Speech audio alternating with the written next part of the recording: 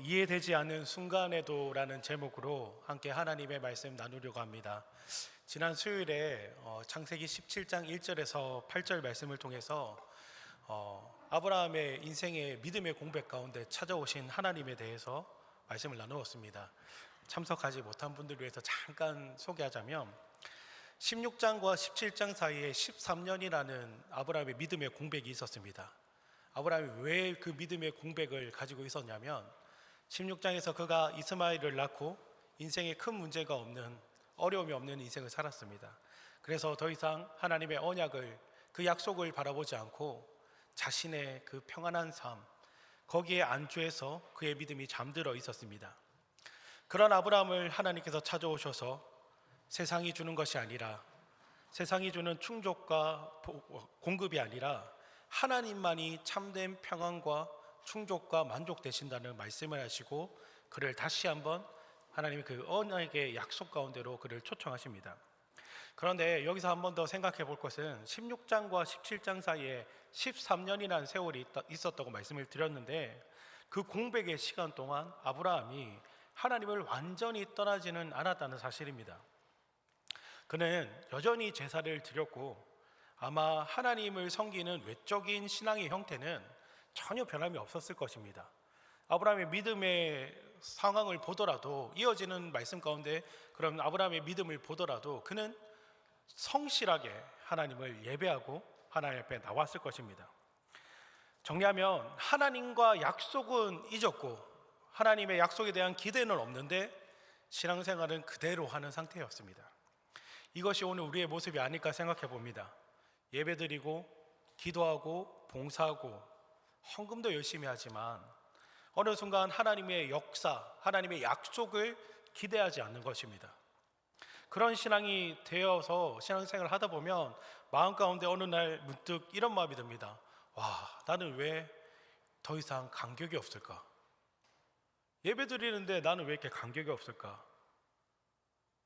이 간격을 어떻게 회복해야 되나? 그리고 이런 생각이 오래되면 어떻게 됩니까? 흘러가는 대로 그냥 좋은 게 좋은 거라고 막 뜨겁지 않아도 그대로 예배하고 찬양하고 헌금하고 봉사하면 이게 신앙생활 아닌가, 그런 생각을 합니다. 그런데 아브라함을 찾아오신 하나님께서 우리의 이 신앙이 멈춘, 우리의 신앙의 그 열정과 뜨거운 마음이 멈춘 그곳에서 하나님께서 우리를 찾아오십니다. 아브라함을 찾아오셨듯이 우리를 찾아오셔서 다시 한번 놀라운 약속을 허락하십니다. 오늘 말씀 가운데 그 약속을 향한 뜨거움을 회복하는 여러분 되길 축원드립니다. 그런데 그 은혜를 회복하기 위해서 한 가지 필요한 것이 있는데, 그 은혜의 부르심 가운데 같이 따라오는 것이 바로 순종과 결단입니다. 순종과 결단. 설교 초반부터 부담스럽게 순종과 결단은 뭐야? 문제는 순종과 결단이 참 중요한데, 어떤 때는 우리 주변의 환경과 상황과 여건과 사람들이 순종과 결단을 마치 의미가 없는 것처럼 만들어 버린다는 사실입니다. 또 어떤 때는 하나님의 약속을 잊어버린 채 오랫동안 살다 보니까, 그런데도 불구하고 내 인생에 문제가 없다 보니까 굳이 그 약속을 위해서 내가 순종해야 되나? 굳이 그 하나님의 그 말씀을 위해서 순종해야 되나? 결단해야 되나? 그런 마음이 우리 가운데 들기 시작한다는 것입니다. 오늘 말씀 가운데서 그런 상황들이 나타나고 있습니다.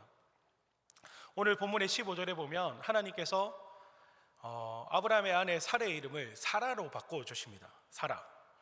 사레는 나의 공주님이라는 뜻입니다. 나의 공주님. 나의 공주님. 저의 공주님은 누구일까요? 저희 딸입니다. 딸.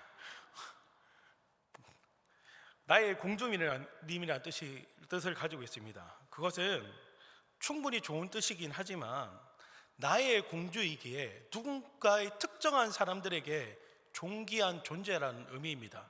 그런데 하나님께서 뭐라고 하십니까? 너의 아내의 이름이 사레가 아니다, 사라가 되리라 말씀하십니다. 이 사라와 사레의 차이는 소유격이 빠집니다. 나이가 빠져버려요. 공주님, 이 뜻입니다. 공주님. 누군가의 공주가 아니라 많은 나라의 공주, 많은 나라의 어머니, 공적인 지위로 사라를 불러주신 것입니다. 모든 믿는 자들에게 존귀한 존재가 될 것이다, 너의 아내가, 그렇게 약속하여 주신 것입니다. 그런데 이 약속 다 알고 우리가 다 기억하고 있습니다. 이 사건을 믿음의 눈으로 보면 얼마나 은혜됩니까? 아브라함이 약속을 잊어버렸는데 그에게 찾아오시고 그의 이름을 바꾸시고 그 아내의 이름을 바꾸시고 약속을 허락하시는 그 믿음의 눈으로 볼 때 이 말씀들이 참 은혜가 됩니다. 그런데 세상의 눈으로 보면 어떻습니까? 얼마나 허황된 얘기입니까? 아브라함이 100세, 사라가 90세라고 말합니다. 99세, 89세인데 아브라함이 좀 건방져서 그런지 하나님 앞에 한 살을 또 높여서 이야기합니다. 100번 양보해서 아브라함은 86세의 이스마엘을 가져봤습니다. 그렇지 않습니까? 이것도 얼마나 대단합니까? 여기 86세이신 이상인 분 있으십니까? 이것도 대단한데 아브라함은 뭐 그렇다 쓸만하다 쳐도 사라는 창세기 18장 11절에 그에게 경수가 끊어졌다고 성경은 기록합니다. 여성으로서 생리적 기능을 완전히 잃어버린 상태였다는 것입니다. 제로에 가까운 상태, 가능성이 제로에 가까운 상태. 현실만 미뤄보면 하나님의 약속이 가능성을 향해서 막 달려가는 모습이 아니라 점점 더 가능성이 사라져 버려가지고 아예 기대와 소망이 없어진 그 상태였습니다. 그런데 하나님은 굳이 이때를 선택하셔서 아브라함과 사라를 찾아오시고 그에게 말씀하십니다. 하나님께서 왜 그렇게 하시냐면 하나님의 능력으로 된다고 말씀하시고 계신 것입니다. 이것이 사람의 능력으로 되는 것이 아니라 오직 나의 능력으로 된다고 하나님은 말씀하신 것입니다. 성경에 이런 일들이 많이 등장합니다. 이스라엘 백성들이 포로로 끌려갔다가 바벨론에서 돌아옵니다. 성전 재건이라는 큰 문제 앞에서 현실적인 문제와 장애들이 그들을 막 짓눌러 옵니다. 안 될 거야. 무슨 성전 건축이야. 포로로 갔다가 몇십 년 만에 돌아왔는데 무슨 성전을 건축하나. 이런 패배주의의 마음들이 백성들 가운데 퍼졌습니다. 그때 하나님께서 이스라엘 백성들에게 이렇게 말씀하십니다. 스가랴 4장 6절 말씀입니다. 함께 읽겠습니다. 스가랴 4장 6절 말씀. 그가 내게 대답하여 이르되 여호와께서 스룹바벨에게 하신 말씀이 이러하니라. 만군의 여호와께서 말씀하시되 이는 힘으로 되지 아니하며 능력으로 되지 아니하고 오직 나의 영으로 되느니라. 아멘. 성전 건축을 위한 모든 방법이 막혀버린 것 같은 그 순간 하나님 뭐라고 하십니까? 능으로 되지 아니하고 오직 나의 영으로 된다고 말씀하십니다. 하나님께서 하신다는 것입니다. 하나님께서 하실 때 모든 가능성이 끊어진 그 순간에도 하나님의 역사는 이루어진다는 것입니다. 그 일을 아브라함 때에서부터 지금에 이르기까지 지금 이 순간에도 하나님은 우리 가운데 이루고 계심을 믿으시는 여러분 되길 축원드립니다. 그런데 아브라함이 어떻게 행동합니까? 목사님께서 아브라함 그렇게 나쁜 사람 아니라고 너무 이렇게 비약해서 얘기하지 말라고 하셨는데 나쁜 사람 아닙니다. 믿음 좋은 사람입니다. 그런데 17절 말씀입니다. 아브라함이 어떻게 반응하고 있는지 다시 한번 읽겠습니다. 아브라함이 엎드려 웃으며 마음속으로 이르되 백세된 사람이 어찌 자식을 낳을까? 사라는 90세니 어찌 출산하리요 하고. 아멘. 아브라함이 하나님의 약속을 듣고 처음 한 행동은 웃음이었습니다. 웃음. 하나님, 이렇게 웃었습니다. 여러분 어떻게 느껴지십니까? 비웃음. 그러실 줄 알았습니다. 아브라함이 웃었다고 해서 그가 하나님을 비웃거나 조롱을 섞어서 한 웃음이 아닙니다. 표면적으로만 보면 그렇게 오해할 수 있지만 성경은 뭐라고 말하냐면 로마서 4장 19절에서 21절 말씀입니다. 함께 읽겠습니다.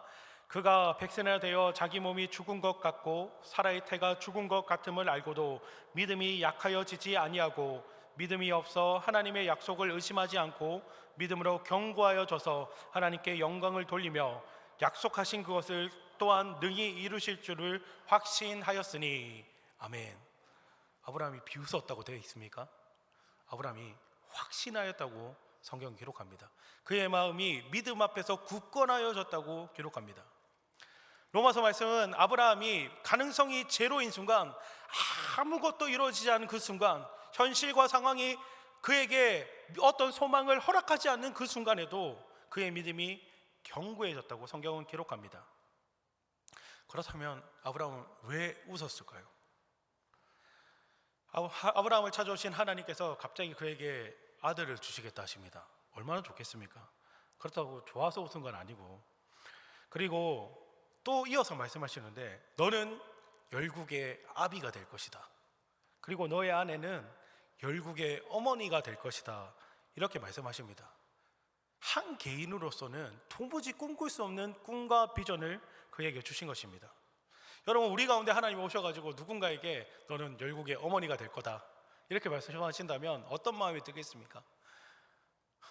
하나님, 진짜요? 이런 생각 들지 않으시겠습니까? 아브라함도 그런 느낌이었습니다. 아브라함이 현실을 전혀 고려하지 않은 하나님의 그 약속을 받고 자신의 처지와 너무 거리가 먼 하나님의 그 약속 때문에, 이해되지 않는 그 이야기 때문에 믿음이 없어서가 아니라 믿음과 현실이 충돌하는 지점에서 일어난 어떤 인간적인 반응이었습니다. 하나님, 그게 가능하다고요? 이런 느낌이었습니다. 그의 웃음은 냉소적 웃음이 아니라, 조롱이 아니라 자신의 현실적 문제가 도무지 불가능한 상황 가운데서 하나님께서 그렇게 말씀하시니까 당혹스럽고 믿음의 긴장을 하고, 그래서 터져나온 웃음이었습니다. 이를 주석적으로는 어떻게 해석하냐면, 하나님의 능력을 전면적으로 불신했다기보다는 하나님의 약속을 알지만 자신의 경험과 자신의 한계와 자신의 이성 안에 하나님의 능력을 가두는 것이라고 말합니다. 쉽게 말해서 아브라함이 하나님을 믿었지만, 그 약속도 믿었지만 하나님이 어디까지 하실 수 있는지 몰라서 하나님, 이게 가능합니까? 하고 웃은 것이었습니다. 아브라함이 믿음이 좋았지만 자신의 이성과 생각, 판단 속에서 크게 벗어나지 못했다는 것입니다. 이해할 수 없는 순간, 하나님, 도저히 이해가 안 됩니다, 이렇게 하고 웃은 것입니다. 아브라함의 이 행동이 우리의 모습과 너무 닮아 있습니다. 하나님을 부정하진 않아요. 여러분 다 하나님 믿으시죠? 하나님 믿으시죠? 하나님의 일하심이 우리 가운데 있음을 믿으시죠? 그런데 중요한 것은 그 일하심을 우리의 생각과 경험과 이성과 판단 가운데 제한합니다. 하나님, 반드시 이룰 것을 믿습니다, 이렇게 기도하면서도 하나님, 그 정도까지는 아니시죠? 이렇게 제안합니다. 그렇지 않습니까? 내가 이해하고 내가 생각하기에 괜찮고 내가 생각하기에 충분히 가능성 있을 만큼의 하나님을 우리는 기대하며 신앙생활합니다. 그래서 하나님이 하실 것이라고 막연히 고백하지만 결국 내가 하지 않으면 안 된다는 그런 불안감과 두려움 가운데 빠져 살아갑니다. 하나님이 하실 것입니다 하고도 바둥바둥 해가지고 몸이 달아가지고 하려는 그런 자기 열심에 빠져 살아갑니다. 결국 이런 모습이 하나님을 믿는다고 말하지만 하나님을 나의 한계 속에 가둬버린 것입니다. 그런데 오늘 말씀 가운데 하나님께서 그렇게 말씀하십니다. 내가 하는 것이다. 내가 하는 것이다. 너의 능력으로 되지 아니하고 나의 영으로 되는 것이라 말씀하십니다. 여러분, 그것을 믿음으로 붙드는 여러분 되길 축원드립니다. 오늘 본문에 또 한 가지 중요한 사실이 있습니다. 하나님은 아브라함이 웃거나 믿지 못하거나 제안하거나 그런 것과 관계없이 하나님의 약속을 취소하거나 거두지 않으셨다는 것입니다. 이처럼 하나님의 약속, 하나님의 꿈, 하나님의 비전은 어떤 인간의 반응에 따라 취소되는 계약이 아닙니다. 또한 우리가 하나님 앞에서 어떤 약속을 하고 하나님의 음성을 듣고 하나님의 꿈을 꿀 때 우리는 늘 이해를 원합니다. 하나님 이해가 되면요, 하나님 납득이 되면요, 제 마음이 동하면요, 하나님 내 생각에 이게 옳으면요, 이렇게 기도하지 않습니까? 그런데 오늘 하나님은 아브라함 가운데 나타나셔서 인간의 이해를 기다리지 않으십니다. 그리고 우리는 준비된 사람이어야 된다고 생각합니다. 하나님, 어느 정도 되고요. 어느 정도 만들어져서요. 권사될 제목이 되고 나서 권사가 돼야 되지 않겠습니까? 안수집사가 될 제목이 되고 나서 안수집사가 되어야 되지 않겠습니까? 장로도 그렇고 전도사도 그렇고 목사도 그렇고 다 그렇게 생각합니다. 그런데 하나님은 인간의 준비가 끝나기까지 자신의 약속을 미루지도 않으십니다. 하나님이 물론 준비된 사람을 쓰시기도 하지만 전적으로 하나님의 은혜 가운데 쓰실 사람을 부르시기도 한다는 사실입니다. 성경은 우리가 받은 구원이 그렇다고 기록합니다. 에베소서 2장 8절과 9절 말씀입니다. 함께 읽겠습니다. 너희는 그 은혜에 의하여 믿음으로 말미암아 구원을 받았으니 이것은 너희에게서 난 것이 아니요 하나님의 선물이라. 행위에서 난 것이 아니니 이는 누구든지 자랑하지 못하게 함이라. 아멘. 이 말씀처럼 우리가 준비가 되어서 무엇을 해서 어떻게 노력해서 구원을 받은 게 아닙니다. 어떤 상황과 환경을 분석하고 그것을 바꾸어서 구원받지 않았습니다. 구원은 어떻게 우리에게 주어졌습니까? 우리가 아직 죄인되었을 때 하나님을 주님으로 고백하지 못하는 그 순간 주님께서 우리 가운데 일방적으로 찾아오셔서 그 십자가 사랑으로 우리를 덮으시고 우리의 죄인됨을 깨닫게 하셨습니다. 그리고 아직 나는 구원받을 가치가 없는 그런 존재인데 나를 위해서 십자가에 달려 죽으심으로써 그 사실이 믿어지게 함으로써 하나님께서 그럴 가치가 없는 저를 하늘 보좌 위에 예수님의 그 자리 가운데 앉히셨습니다. 하나님의 자녀로 삼아 주셨습니다. 여러분, 이것이 은혜의 본질, 약속의 본질입니다. 하나님께서 주시는 것. 내 힘과 능력과 판단과 생각으로는 우리는 여전히 사례에 머물러 있습니다. 아브라함에 머물러 있습니다. 그 안개를 벗어날 수 없어요. 존귀한 아버지, 나의 공주님, 그것이 끝입니다. 그런데 하나님은 무엇이라고 하십니까? 아브라함 열국의 아버지라, 사라 열국의 어머니라. 내가 상상도 생각도 하지 못했던 그 크고 놀라운 꿈을 꾸게 하십니다. 그리고 안 된다고 생각하는 그 순간, 도무지 가능성이 없다고 말하는 그 순간 찾아오셔서 하나님께서 일하겠다 하십니다. 이것이 하나님의 능력입니다. 우리 인생 가운데 이런 비슷한 일들을 많이 만나지 않습니까? 도저히 가능성이 없어. 가능성이 없어. 제가 총각 때 장가 못 간다고 그렇게 누가 얘기했는데 저 장가 빨리 갔습니다.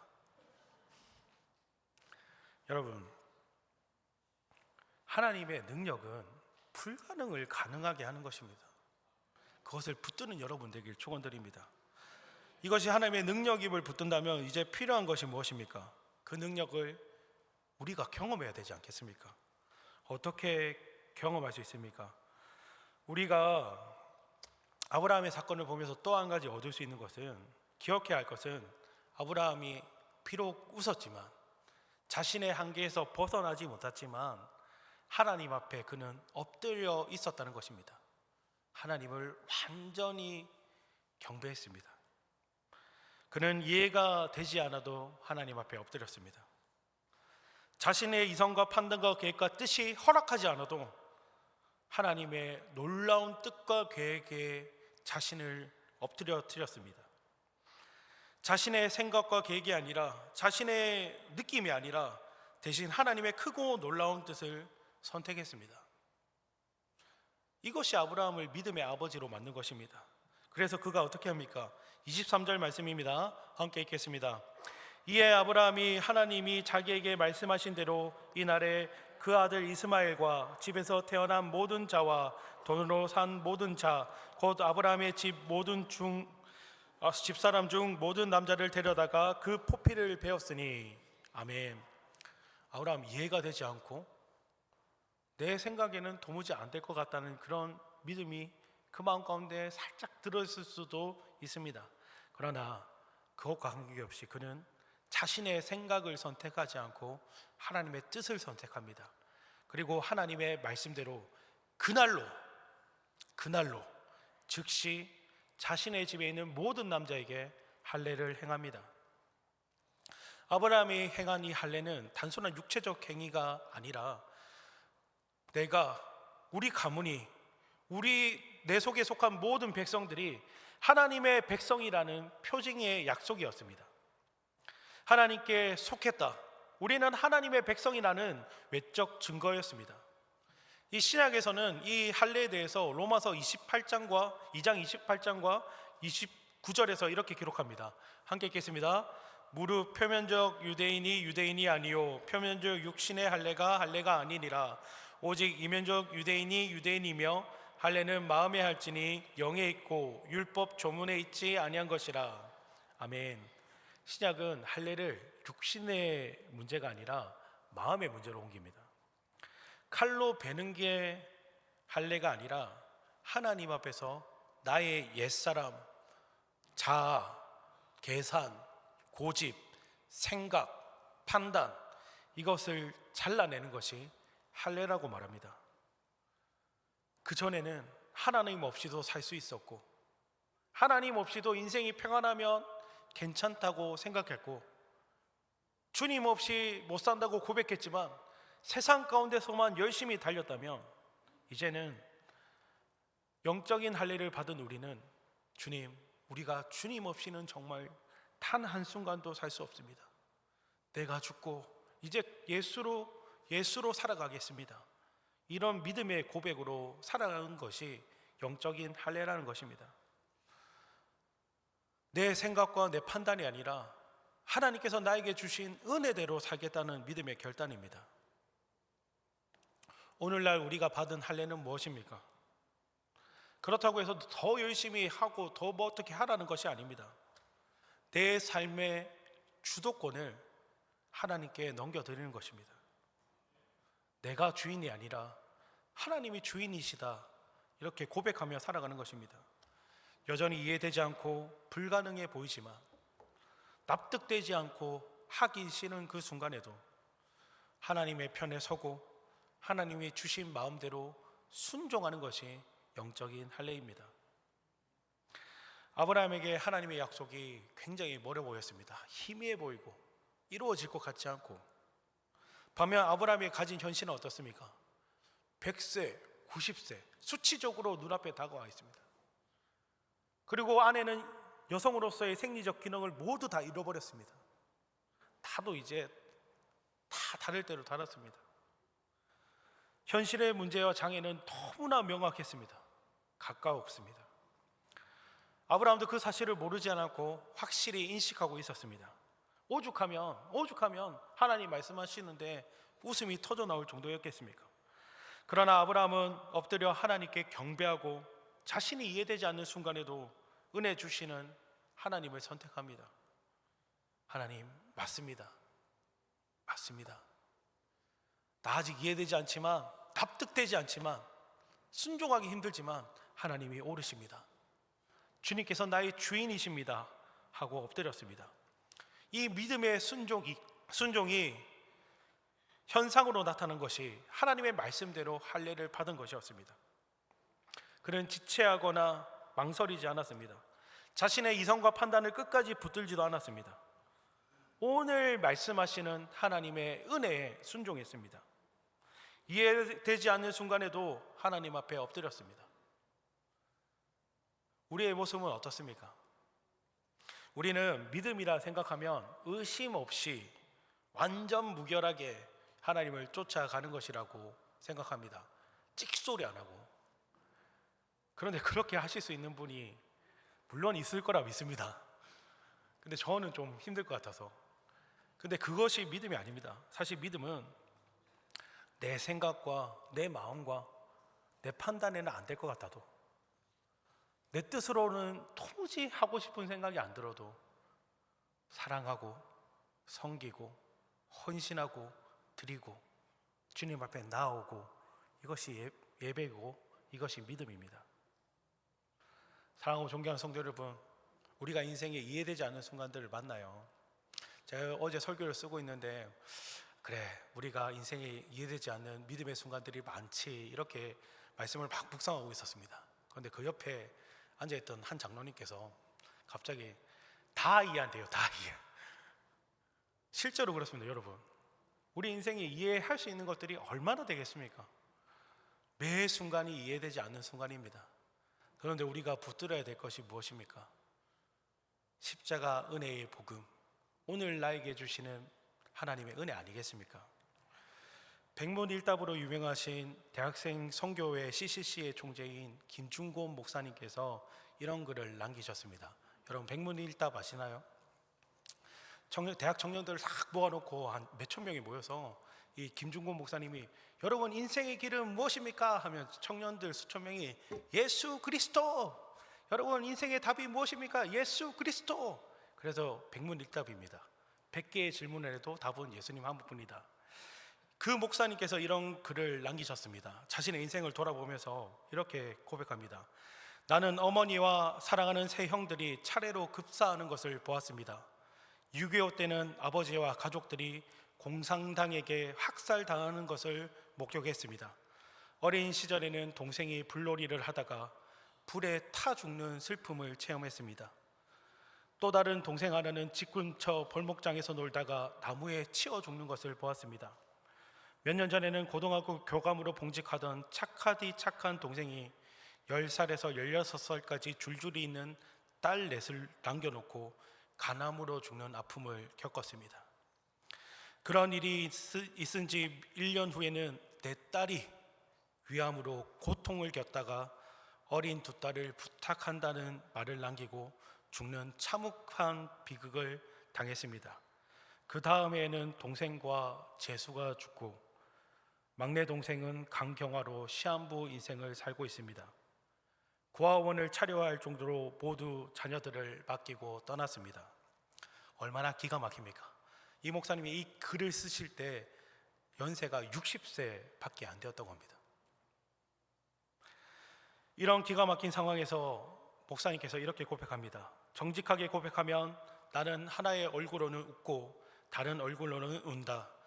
내 영은 주님을 찬양하고 기뻐하고 감사하며 깊은 곳에서 샘물같이 환희가 솟는다. 그러나 다른 마음의 하늘에서는 비가 끊임없이 내리고 있다.